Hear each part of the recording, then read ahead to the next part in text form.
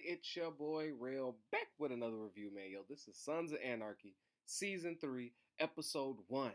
We're rolling. We're off to Season 3. And I gotta say, out the gate, wow. What an hell of an opener. It was, it's everything you want. It had toxicity, it had a big major death to kick it off. It just was, it had a little action. Um, it was all over the map. It was all over the map. Confrontation. Let's get it started. So, we have a depressed Jax this episode, which we've never seen before. We've seen him mull over his father's writings, questioning the position of the club, but we've never seen him so detached from the world. Like he's just over it. Like people's talking to him. He's like a zombie just moving about. He's just like, whatever. Where's Abel? Is he alive? And right now you see him fighting between the feelings of my son is gone, trying not to hold on to any hope. I feel like he's really just trying to think of the worst of things, but like I need to go through the motions, but looking for closure. Like he's likely dead. Everybody we ran up on said they seen the Irishman, but no baby. And all that could mean is fuck. So he's moving like that. And that causes tension at home with his lady, as it should. Now, I gotta say, Jax is a cold motherfucker. Tara, who I know, who was right there, watched Half Sack get killed. Rest in peace, Half Sack. Both the actual character and the fictional one. Um, I should say the actual human, and then the character version. So rest in peace on both ends. Um, then she was there, saw Half Sack get killed, saw the baby get threatened, then kidnapped, and her duct taped to a chair. So she went through some traumatic shit because she was already tentative about this son's life, right? But people like Gemma was breeding her, letting her know, like, hey, you're an important person in this town. You're Jax Teller's girl, and you're for the club. And she's doing a lot of. She has no problem patching up club members, right? As long as the violence doesn't make her way there. Even though she participated in the murder of an agent, however, he was going to rape and probably kill her, or kill and rape. It was gonna go one of those ways, right? So that was justified. Took her some time to get over that. But losing a child and thinking the child's going to get killed, she's going through it. Yes, it's not her kid, but she cared for it at the early stages in his life. She was there for Abel, making sure his little heart was beating, had him in a little glass. She was nursing him to life before this whole thing. So she does have a deep connection with Abel, especially, like that's mom. That's mom. We don't know where the fuck the actual mom is. We don't know where she is. She's been missing for 2 seasons now. So maybe she's getting clean. Maybe she's on the bender. But Tara's there to hold it down and holding Jax down and still allowing these club activities to go. So right now, she feels responsible. She feels like shit. I should have done more. I should have had my gun. I should have she's probably going through a bunch of scenarios and she probably feels like it's her fault. Maybe I should have ran out the door with the baby. She's probably going through her head with a billion scenarios and she can't help but blame herself. Like, we know this. So it made Jax's unwarranted conversation as Tara's in the baby's room for him to say, you know what? This ain't working.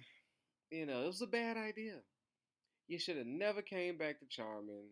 Should have stayed in Chicago. We shouldn't have linked up. We shouldn't have done anything. And you know what, kid? It was a nice run, but this is where we should end it. So I'm just going to leave now. Not even going to hear your side of it. I'm just going to walk out the door. And I said, yo, Jax is a cold motherfucker. Even if his intentions were because he felt like he couldn't protect Tara, like he couldn't protect his son, So the best thing for Tara is to be away from the club and away from this bullshit to keep her safe.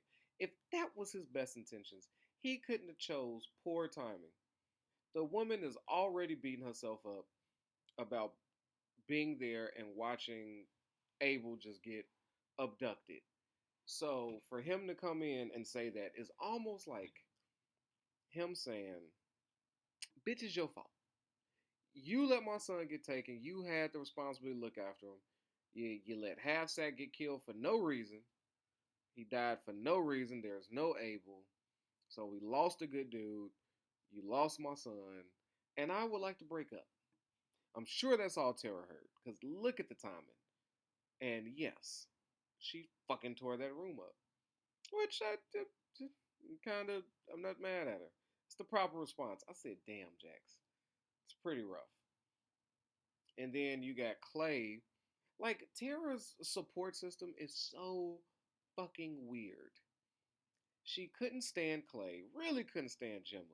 Yet, she finds herself being the mediator between Gemma and them, taking the phone calls for, talking shit to Stall, taking pointers from Clay. Like, she goes in there and Clay tells her, like, no, just tell the truth. Tell them everything you need to know. You know what I'm saying? We need all hands on deck in finding April. So she goes in, says a few things. Stahl is still trying to press her for IRA information. Like, this ain't your first time seeing them. So then she presses Tara outside. Like, Stahl's an evil, evil human being. And with that, she saw that Tara wasn't fucking around. She was like, oh, what you gonna do? Get the boys to come whoop my ass, come murder me, huh? Huh, tough girl? She said, no, I'll handle you my fucking self. Like, just stay away from my family. You fucked up, which is true. And then here go Clay. Said you done got an innocent woman killed. You done got my grandson stolen with your lies. While you sitting here trying to be cute talking about where's Gemma. Like you didn't know that you set her up for all this bullshit. So Stahl's being called out on her shit. Nobody's fucking with her. As they shouldn't. And she's like walking evil. Because we seen her break down in tears for Donna when pressed by Opie when she thought she was dead. But now I don't even think those tears were for Donna. I think those tears were a reaction of holy shit, I almost got killed. I think she only cares about herself. The fact that Abel's missing holds no weight on her. She's like, baby, no baby, whatever. What do you know about Cameron? Where's the fucking Irishman? She's still trying to put this thing together. And apparently she lost her detail because she fucked it all up. So Stallers is out here. She's got nothing to lose, which is making Stall look very fucking dangerous. Because when Stall has something to lose, she's dangerous. Now that she's got nothing to hold on to, she's fucking a loose cannon. I don't know. It's a cliche, but she's legit a loose cannon. A loose, evil, ugly cannon. Like that woman's face, like that. Oh, I hate the contortion. It's something about her lower face. That's why you can't trust. When you walk around with the mask and you just see the girl with the eyes, you think you could piece them together. Like, oh, body fire, eyes look okay. Now you don't know how important this part is. You can't put nobody together with just this. And that Stall is the perfect reason. Like, even if he was like, I wonder what show he's up to. Like, and you just see Stall's eyes, you might be like, yeah, I'm gonna go over there. But the second it comes down and you see that nose, mouth contortion thing, like she had a stroke. And if she did have a stroke in real life, I 100% apologize. But she has stroke face. She talks like out the side of her mouth. Like, I don't know. I don't know. But if she has a real condition, then I apologize for making these jokes. Like, but if she doesn't, and that's just her natural ugly, then I don't know what to tell you. Shorty, you're just naturally ugly. Like, we're all not blessed. But there's somebody for everybody. Hey, you're on TV. So there's that. But yeah, no. And Clay threatened her life. Because I guess you could threaten ATF agents. You could threaten federal agents. But it's stalled, so who gives a shit? Now we're on, so we're retracing steps. So the boys find themselves at the boat. And we see two suspicious black guys with canisters of gas watching them watch them. So the dudes decide to run, which I don't know. I don't know why they ran. Did they just see too many white guys with vests and was like, this probably ain't good? Which is what the guardian of the kids at the school bus with the ice cream trip. You see what I'm talking about? Do you see the cultural difference? One group sees these bikers and goes, "Yeah, nothing bad could happen here. What they gonna do with kids here?" One group thinks like that. The other one, who ain't got no kids around, who just is minding their own business, sees them and go, "I don't like the look of this. Let's fucking get out of here," and start sprinting. Right? Which is probably the right idea. So now we got a little car scene. We got them shooting. Which I don't understand how Buddy didn't hit nothing. Well, I never shot a gun out of a moving car, so I would probably miss too. But you would just think like there's no protection on a motorcycle. Like I don't know. Then we see Opie get his leg wrapped up in barbed wire, but Jack saves his leg, gets him out of there so they could continue. Then they chase them to an even larger group of the dudes. Now you're dealing with gang them, and everybody had a fucking gun. Everybody outside had a gun. Bobby was sitting there threatening, still cracking jokes with Clay.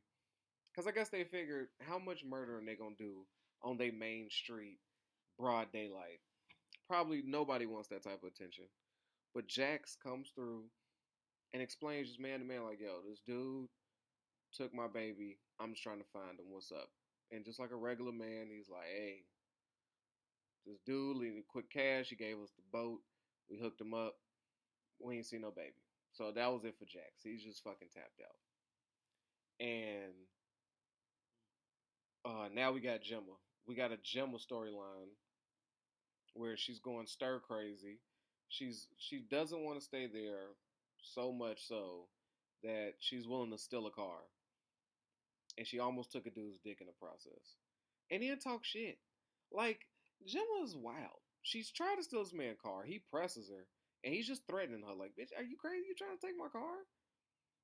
And then Gemma took like offense to it, like she should be able to steal your car. Stabbed him, punched him, and then when Tig pressed her, like, "Yo, what the fuck you doing? You almost took his dick off." And she was like, he wasn't gonna use it anyway. Like Gemma just, no, you're a thief.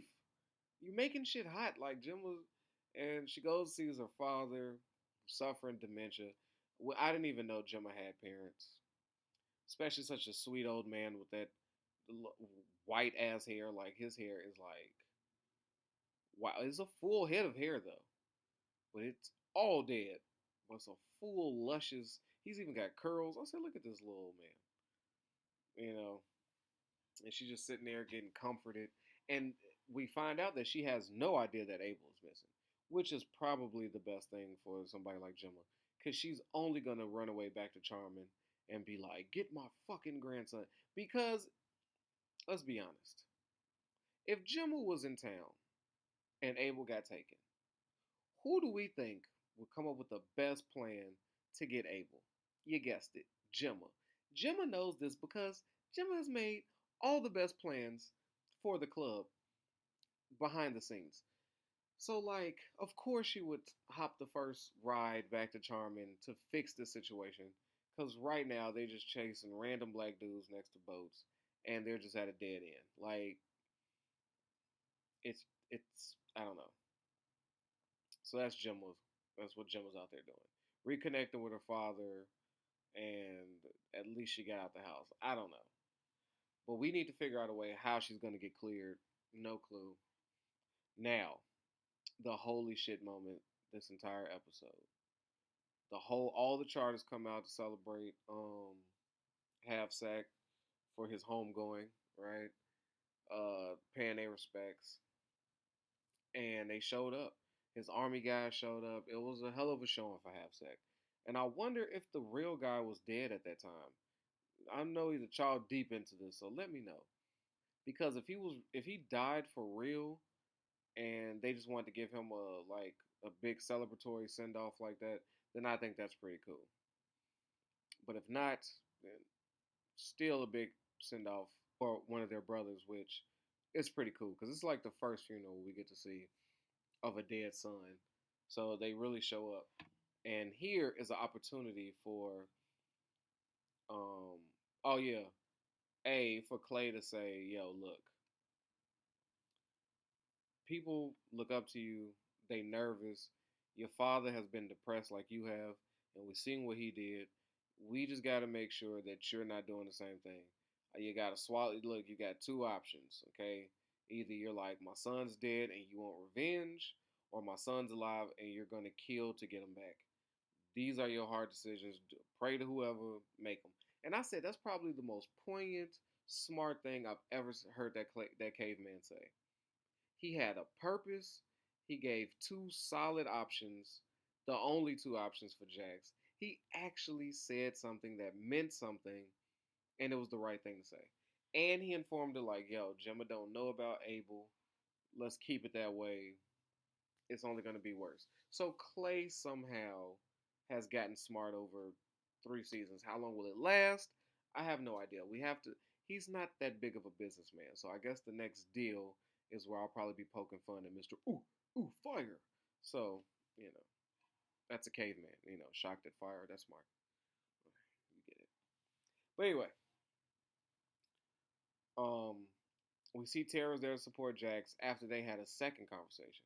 Now this is so very toxic. She brings up my favorite part when she's like, you know what? No, okay, because we see her going there and trying to perform surgery on a little child.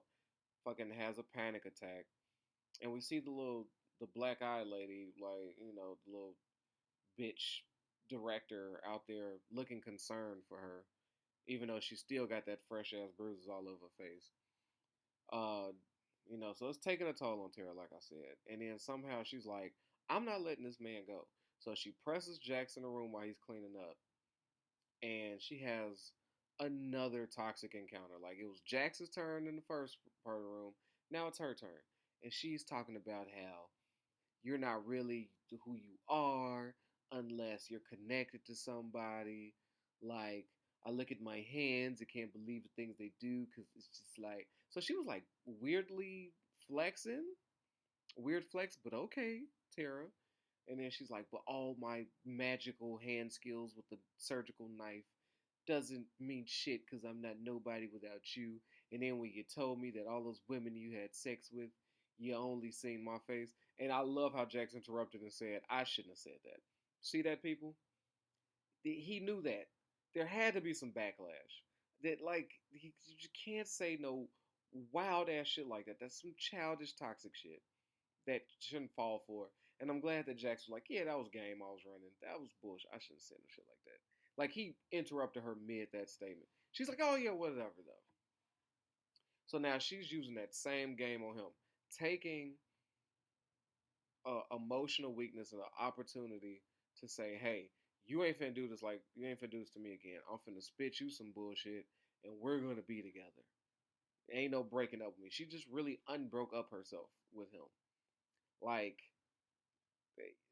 the codependency between these two are disgusting. Like they should be far away from each other. She should 1,000% be back in Chicago because them two, I don't know. Ain't no counseling on earth can fix what they got going on. They are doomed. Okay, these two are doomed, and not in some romantic Romeo Juliet. Just our families ain't get together. No, we are bad for each other. Like mentally, emotionally. I was like, wow. But Jackson got all his toxic shit out, so it's only fair that Tara gets to spin the narrative and use Abel as that combining force to get back with him. Just all nasty work. It's all nasty. It's just nastiness. Pure nasty. But yeah, so they all showed up there in support. Obi's got his girl. Jax got his supporting him. And now there's a random shooting. I was like, oh, this is Chicago. What other time can you get all your ops in at a funeral? I'm like, Charming is little Chicago. Somebody was like, yep, this is the perfect time to shoot as many suns as possible. So we got to see a glimpse of his face. Doesn't look like he's not a Niner, not a Mayan. Could this be Aryan blowback? Could this be a Zobel thing? Because that Zobel thing just happened and just didn't no more. So who could this be? Could it be the Irish? We don't know, but we do know that that guy shot a kid, murdered a kid in that drive-by, and they ran over Hale.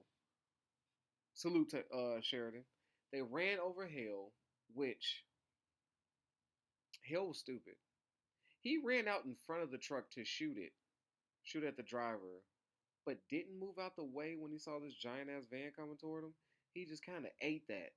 I think Hale thought that he was Superman for a second. He was like, "No, I'm gonna shoot this. I ain't gotta get out the way of this van. Shit." So Hale is over dead. He done got hit and ran over. Skull split. Nobody seen that. It was just like, whoa. First half sack. Now Hale is like, wow. They like summed up our big deaths for the season. So I think it's kind of genius though, if you think about it. If you give us a major death soon as the season kicks off, nobody is looking for one. Like we're like, oh, you filled our big death calendar. But if another one does come, then it's a holy shit amazing season. That's a good little trick. Take somebody important out in the beginning, and then you set yourself up for the rest of the season. You're good. There's no expectation. We'd be happy. Well, yeah, I'm not happy that Hale's dead, but it's a holy shit moment. You get your holy shit moment, and we got that with the death of Hale. And then Jack sees the shot son, sees Hale laid out, sees a few sons shot up, and he makes that decision. Like, you know what?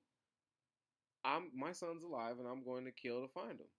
So he goes out there and smashes this dude's face against the concrete. I love how the police looks around like, should we let this happen? I mean, they did kill Hale. I'm not in no hurry to stop this. Nobody out here is gonna snitch. This is charming. I'll say fuck it. Let him smash his face apart. We would like to know where they came from though, Jax. But it was brutal, and we ain't seen crazy Jax since season one. Season one, Jax had a quick temper.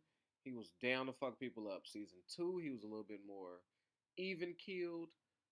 Now, I think we've unleashed that monster from season one again, and he's out there. We see a little bit of Ireland. We see Cameron with the baby and a mysterious woman who's like, no, not up in here. And he's like, where the fuck, you know? So she's assisting in it. Cameron doesn't look safe in his own town for several reasons. One, he stole a baby. Two, Jimmy O still thinks he's a snitch working with the feds. So it's probably just not looking good for Cameron. But either way, a hell of an opening for a season. So I give it a 10. It was great. I enjoyed every moment of it. Can't wait to do more of Sons. And with that, protect your health, yourself, your wealth, man. Your boy Real is out of here. Peace. Yo, I know I don't need no introduction, but y'all know who it is, man. It's your boy Hollywood Real.